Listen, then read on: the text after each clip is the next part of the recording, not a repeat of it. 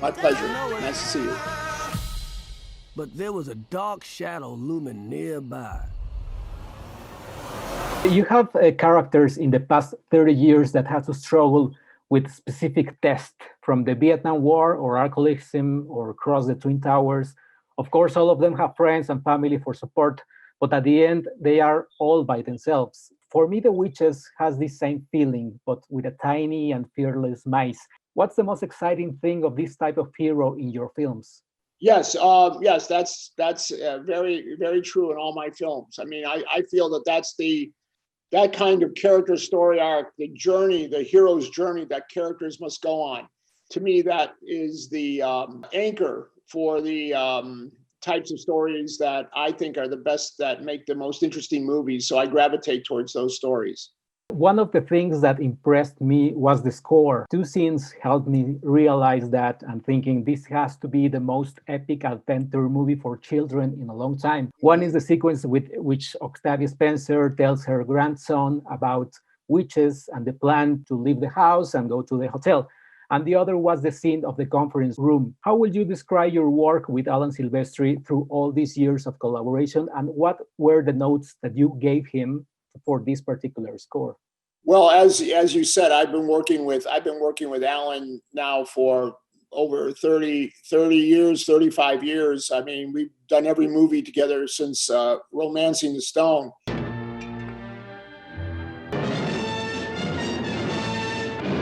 I have a real shorthand with Alan, and because we have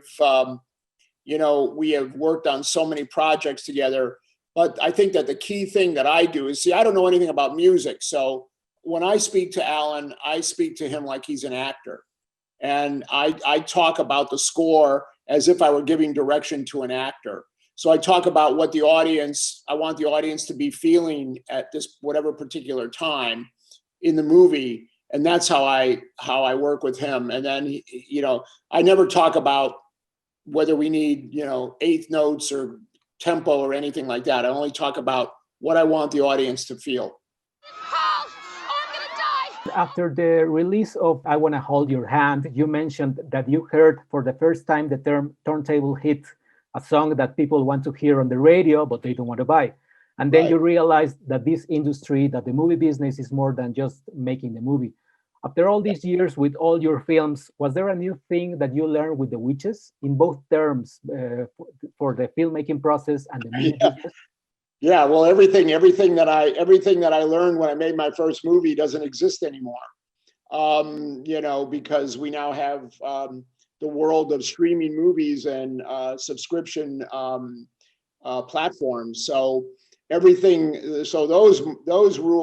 things, those lessons that I learned back in the day, everything is changing in a way that no one really knows where it's going right now. So I would say that those rules don't really apply anymore. He would exterminate those brats.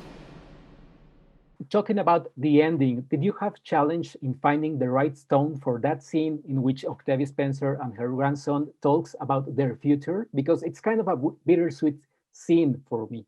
Yeah, well, that was a condition about that the Dahl estate said that that they would only allow us to make the movie if we kept the original ending from the book.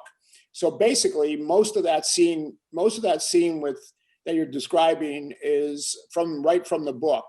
But of course, it was revised with the different cast that I had and that sort of thing. But I went right back to the source material and used that as the basis for how that scene was going to be presented. The Witches will also be remembered as one of the movies that had to change its way of distribution in America. What do you think are going to be the biggest challenges in the next year for film productions and film distribution in the post-COVID world? I have no idea. And I don't think anybody does. I mean, the whole game board has been flipped over, and I think we're all just looking around to see where the pieces have landed, and no one really knows right now. I have no idea how to make that prediction. Thank you very much, Robert. Thank you.